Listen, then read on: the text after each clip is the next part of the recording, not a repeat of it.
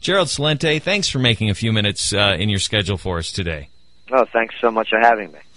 All right, tell us about October. I know that you've said that some things are coming this month. What do you feel is going to happen?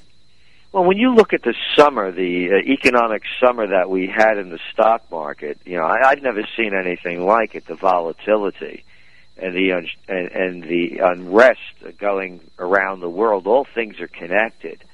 This is a major reshaping of society, and the financial markets are weakening around the world. Mm-hmm. I mean, it's one. Bernie Madoff, the king of Ponzi, did an interview on over the telephone to New York Magazine, and he said he learned two things.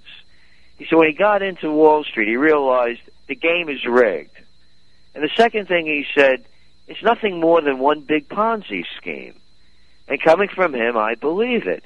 We hear the Americans talking about the Europeans. It's a joke. They have to get together over there and make some tough decisions to turn this problem around with that sovereign debt crisis.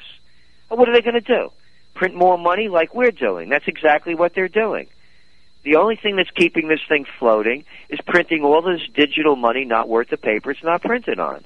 So what we're looking at now, Neal, is that we believe, and we're only saying October because October traditionally is the month when it all collapses. You go back to the crash of '87. Right. You go back to the 1929 stock market crash, because you're going into the last quarter. The business people realize what the deal is, and so too do the financial experts, markets rather, the equity markets. So this is where we think it's going to start unraveling, because they can't keep playing the same game over and over again. It's really getting tired. We're going to put our great minds together and solve the problem. Are you going to bring out Abbott and Costello? Mo, Larry, and Curly? I mean, who do you got back there? All right, so Gerald, what does this look like on the ground for the average person, for suburbia? I mean, what will they see in their lives? How does it change for them? The standard of living is continually going to decline. And again, we're not Monday morning quarterbacks on this. You know how all these kids are living with their parents now? I mean, I wrote about this in 1996 in my book Trends 2000. Mm-hmm. You could see this coming. You're going to start seeing more and more unemployment, more people working longer hours, making less money. You're going to start seeing more and more social unrest. My saying is, as a boy originally from the Bronx, when people lose everything and have nothing left to lose, they lose it. And people are starting to lose it. And that's what's going on with these demonstrations, not only in the U.S., in Libya, in Tunisia, in Egypt, in Syria, in Yemen and Bahrain, in the UK and Spain, in Greece. Look around the world. The world financial markets are collapsing. So what I say, I have Gerald Celente's GC's 3Gs. Guns, gold, and a getaway plan, and I mean it. A year from today, what does it look like? Would be 1 month away from the presidential election. What does the world look like 1 year from now? Oh, I don't know what it'll look like. There's so many wild cards, but I will put my career on the line and say that the economy will be much worse. There'll be much more social unrest. The dollar will be worth less. Gold will be higher. This is very important, Neal. History is repeating itself. It's playing. The tempo changes, but the tune's the same. The crash of '29, the Great Depression, currency wars, trade wars, world wars. The Panic of '08, the Great Recession, class depression. Currency wars, they're talking now about trade wars. The next thing they're going to do is lead us into another war. It's interesting. I've seen a string of stories, Gerald, where we see a guy walk into a Taco Bell with a shotgun because he couldn't get hot sauce before. We've seen brawls over, the restaurant got their menu wrong, or a fight on a bus over some dumb little thing. Are more and more people at kind of a psychological tipping point, and when the economy gets even worse, we're just going to see more and more of this instability? Exactly. As I said, when people lose everything and have nothing left to lose, they lose it. And the politicians and the white shoe boys on Wall Street, they're a world away from this stuff.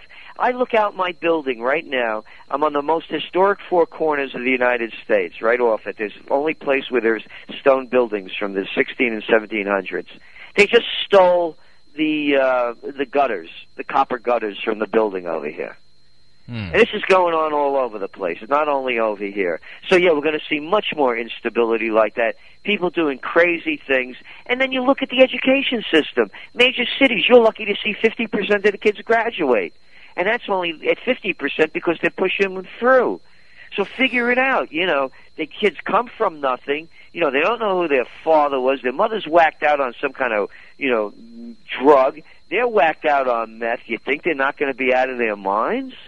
People better start addressing this in a very, very sensible way and not coming out with the political line. We got to put more cops on the street and crack down on crime. It's much bigger than that. All right, we're visiting with Gerald Celente from Trends Research online there at trendsresearch.com. Gerald, let's talk about the presidential race. Are you making a prediction about what will happen in November 2012? Right now, the front runners being, at this point, Romney, Perry, and now Kaine, we say it's going to be Obama. And I want to make this clear. I'm a political atheist. I don't believe in this political stuff at all. Right. And so we're just giving the forecast. And the Republican campaign it's almost as though it's being run by an inside Democratic strategist. Hey, let's cut back everything while you have nothing. I mean, that's basically it. We got to cut back on entitlements, and yeah, there's insanity, to say that, even if you're going to do it. And Obama is going to continue to play the born-again populist, even though he's not. I want to make that really clear. But he's going to keep playing that card. He will play the populist card, and when you look at Romney, Perry, or Kaine, Kaine keeps shooting himself in the foot every day. With these protesters saying that, if they could be rich, if they wanted to be, or something like that, they could be rich. That's not that easy. And it's not all about being rich. It's about having a job and not having it shipped over someplace else. So we don't see we think the two dark horse candidates, by the way, are Huntsman and Ron Paul. But the media keeps giving Ron Paul no coverage hardly at all. Right. I follow this stuff closely, and every time there's a debate, they just mention his name because they have to. And so I think that, as a matter of fact, a lot of the protesters down over here at Occupy Wall Street, a lot of them are Ron Paul supporters. Yeah, I know that there's some overlap there, and I wanted to ask you about the Occupy Wall Street protests.